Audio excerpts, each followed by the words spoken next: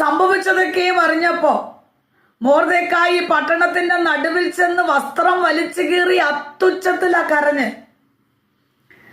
വളരെ വേദനയിൽ യഹൂദ ജനത്തെ മുഴുവനായി കൊന്നുമുടിക്കുമെന്നും മൊർദെഖായി കഴുമരത്തിലാ തൂക്കിക്കൊല്ലുമെന്നും ഒക്കെയുള്ള വാർത്ത കേട്ട് തകർക്കപ്പെട്ട് കരഞ്ഞ മൊർദെഖായിയോട് കർത്താവ് പറയും, മൊർദെഖായിയെ നിലവിളിച്ചോ, കരഞ്ഞോ.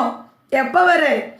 50 മുഴം ഉയരമുള്ള കഴുമരം ഒരുക്കി പൂർത്തീകരിക്കുന്നിടം വരെ ഒന്ന് കരഞ്ഞാ മതി. അത് കഴിയുമ്പോൾ എൻ്റെ കർത്താവിൻ്റെ കരം ചലിക്കാൻ തുടങ്ങും. ഒരുപക്ഷെ കഴുമരത്തിന്റെ ചുവട്ടിൽ വരെ കൊണ്ടുവന്നെന്ന് വരാം. പക്ഷെ കഴുമരത്തിൽ കയറ്റാൻ എൻ്റെ കർത്താവ് അനുവദിക്കില്ല.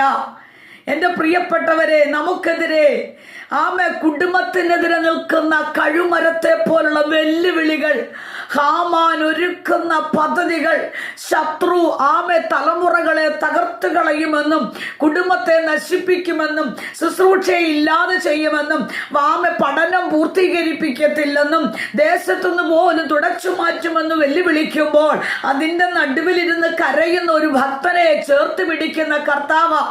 സ്തോത്രം. ഒരുപക്ഷെ ശുശ്രൂഷയെ പോലും തകർത്ത് കളവാൻ ഹാമാന്റെ ശക്തികൾ എഴുന്നേറ്റ് വരുമ്പോ ക്ഷീണിച്ചു പോകരുതേ. പ്രാർത്ഥിക്കുന്ന ഒരു ഭക്തന് വേണ്ടി അടുത്ത അധ്യായങ്ങളിൽ വായിക്കുന്നു, കണ്ണുനീരിന്റെ മറുപടിയായി മൊർദെഖായിക്ക് അടുത്ത പ്രമോഷനാ ലഭിച്ചല്ലേ. ശത്രു ഒരുക്കട്ട് കഴുമരം ഒരുക്കട്ട്, പക്ഷെ പ്രാർത്ഥന കുറയരുത്.